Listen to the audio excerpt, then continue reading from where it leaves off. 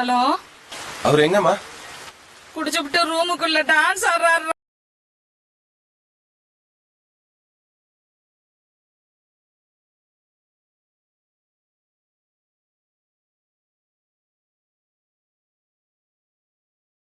Finally இந்த ஒரு dramatic year for super Kings fans over ஆகிருக்கு. லாஸ்ட் இயர் மாதிரியே இந்த இயருமே ட்ராஃபிலெஸ்ஸாக தான் எல்லா சூப்பர் கிங்ஸ் ஃப்ரான்ச்சைஸியுமே முடிச்சிருக்காங்க. So close yet so far. ஃப்ளெமிங்க்கு பெஸ்ட் ஆப்பர்ச்சுனிட்டி இருந்தது ஐபிஎல் தாண்டி வேற ஒரு இன்டர்நேஷனல் லீக்ல வந்து ட்ராஃபி அடிக்கிறதுக்கு. But still we have battled. League ஸ்டேஜஸ்ல டிஎஸ்கே அண்ட் எஸ்எஃப்யூ கிட்ட both times MI New York face பண்ணப்போ லூஸ் பண்ணியிருந்தாங்க.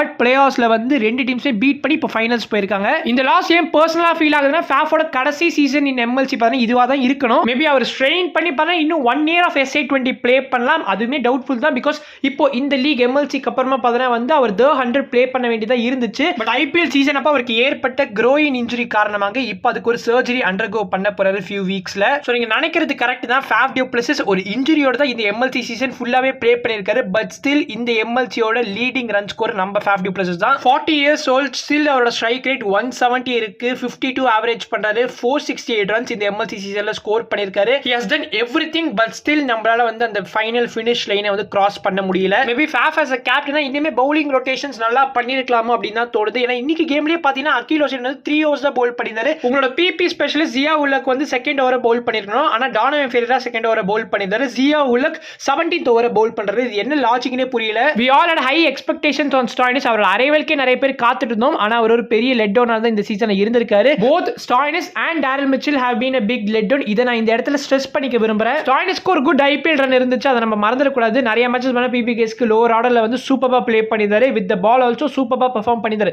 ஸோ அதனால தான் நிறைய பேருக்கு எக்ஸ்பெக்டேஷன் இருந்துச்சு. ஆனா இங்க மிசரபிளா பெர்ஃபார்ம் பண்ணியிருக்காரு. இந்த சீசன்ல ஸ்டாய்னிஸோட ஸ்கோர்ஸ்லாம் பாருங்க, ரத்தம்லாம் கொதிக்குது. So disappointing. அவர் ஒரு மேட்ச் கூட பாலை ஸ்ட்ரைக் பண்ணணும்னே பார்க்கல. ஜஸ்ட் அவரோட விக்கெட் சேவ் பண்ணி முடிஞ்ச அளவுக்கு ரன்ஸ் ஸ்கோர் பண்ணி தேத்திக்கணும்னு பார்த்திருக்காரு. ஸ்டாய்னிஸோட ஸ்ட்ரைக் ரேட்டும் இந்த சீசன்ல லெஸ் than 120 தான். கண்டிப்பா நெக்ஸ்ட் சீசன்ல பிரவிஸ் வந்து வரப்போறாருன்ற பேச்சுக்கள்லாம் அடிப்படுது. அதனால பிரவிஸ் வந்து சம அப்கிரேடா ஸ்டாய்னிஸுக்கு கண்டிப்பாவே இருப்பாரு. நாட் டு ஃபர்கெட் நம்மளோட one of our opener Smith Patel. அவருமே டெரிபிளா தான் இந்த சீசன்ல பெர்ஃபார்ம் பண்ணிருக்காரு. 6 இன்னிங்ஸ்ல 100 ரன்ஸ் தான் ஸ்கோர் பண்ணிருக்காரு. Average 16, strike rate 104. If Conway had performed well, அப்போ இந்த ஒரு பிரச்சனை வந்திருக்காது. ஸோ ஸ்மித் பட்டேல் நம்ம ட்ரையே பண்ணிருக்க மாட்டோம். I really hope SA20 mega ஆக்ஷன்ல ஃபேஃபுக்கு ஒரு நல்ல பேட்டிங் பார்ட்னரை வந்து JSK சைன் பண்ணுவாங்கன்னு. we should start looking for new raw talents in the SA20 mega ஆக்ஷன்ல. நல்ல பிளேயர்ஸ்லாம் ஸ்கவுட் பண்ணி நல்ல டொமஸ்டிக் டேலண்ட்ஸை வந்து சைன் பண்ணணும். JSK 3 seasons of SA20 play பண்ணிருக்காங்க. TSK 3 seasons of MLC play பண்ணிருக்காங்க.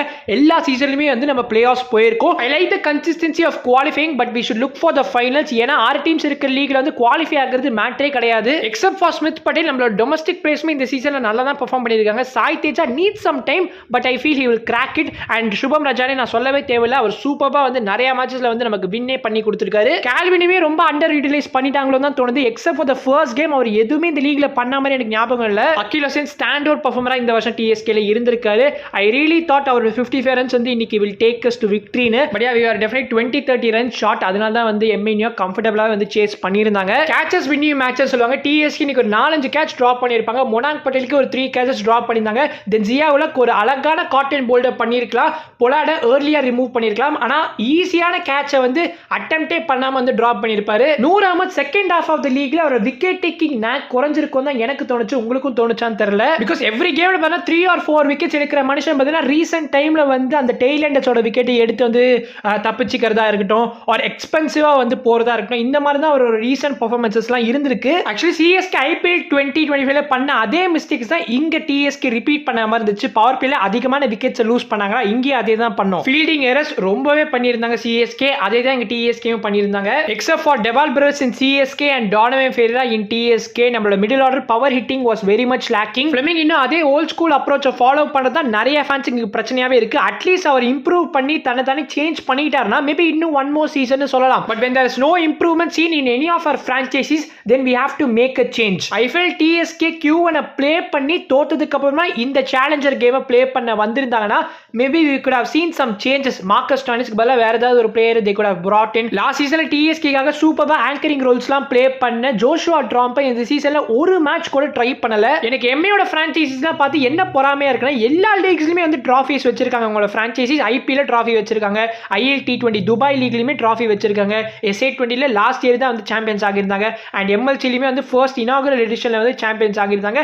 And now they have a chance to win it again. WPL கூட ட்ராஃபி வச்சிருக்காங்க. Probably MI is the best franchise in world cricketனு கண்டிப்பாவே சொல்லலாம். Even now The 100ல invest பண்ணிருக்காங்க. So அதுலயுமே வந்து கண்டிப்பா ட்ராஃபி அடிக்க தான் போறாங்க. I really hope JSK and TSK வந்து ட்ராஃபிஸ் வின் பண்ற வரைக்குமே CSK வேற எந்த லீக்லயும் இன்வெஸ்ட் பண்ணாம இருந்தா நல்லா இருக்கும். பிகாஸ் WPL இவங்க ஒரு பிரான்ச்சைசி வாங்க போறாங்கன்ற சில டாக்ஸ்லாம் வந்துட்டு இருந்தது, அதெல்லாம் வாங்கவே வேணான்றேன். அண்ட் ஸ்டார்டிங் ஆஃப் த வீடியோல அகில் ஹசன் வெறும் 3 overs தான் பவுல் பண்ணியிருந்தான்னு பேசியிருப்போம் இல்லையா, அதை பத்தி ஃபேப் வந்து போஸ்ட் மேட்ச்ல அட்ரஸ் பண்ணியிருக்காரு. அகில் ஹசன் நியூ பால் யூஸ் பண்றது எங்களோட பிளானா இருந்துச்சு. தென் லேட்டர் வந்து ஹோல்ட் பேக் பண்ணதுக்கான ரீசன் வந்து பூரனுக்கு அகேன்ஸ்டா வந்து யூஸ் பண்ணலாம் தான்.